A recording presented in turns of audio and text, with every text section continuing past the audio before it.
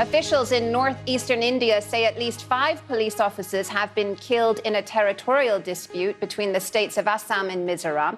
The officers who died were from Assam. More than 50 people were injured after clashes between police and civilians. Tensions have been running high after a group of police officers from Assam took over a hilly area of Mizoram last month.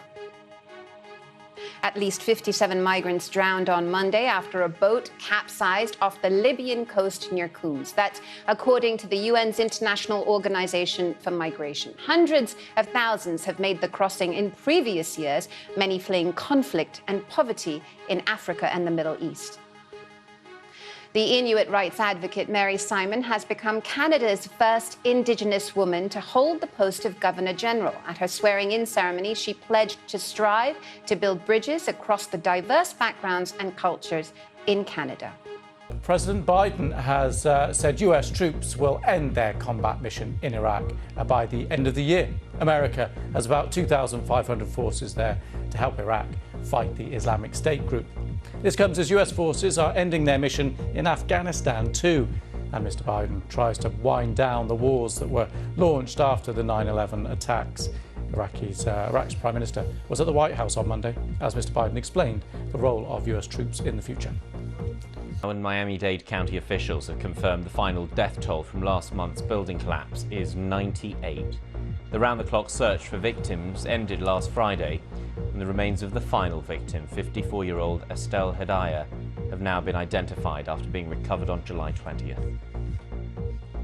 Najib Mikati is the latest person to be tasked by Lebanese lawmakers to try to form a government.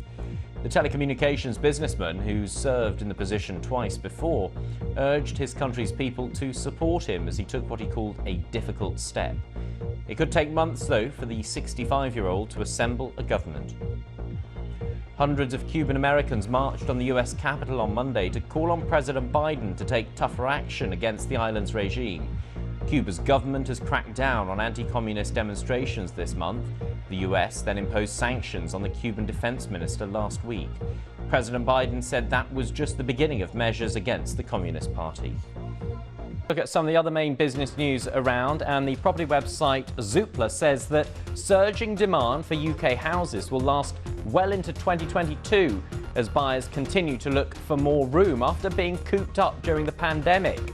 A search for space has pushed up the average price of a house by 7.3% over the past year, reaching a new average high of £230,000.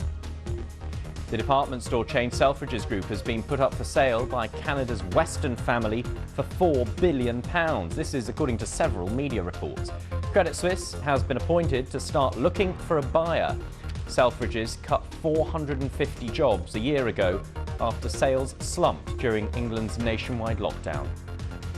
Jeff Bezos has offered to cover $2 billion worth of NASA costs in order to be reconsidered for a key contract to build a moon landing vehicle.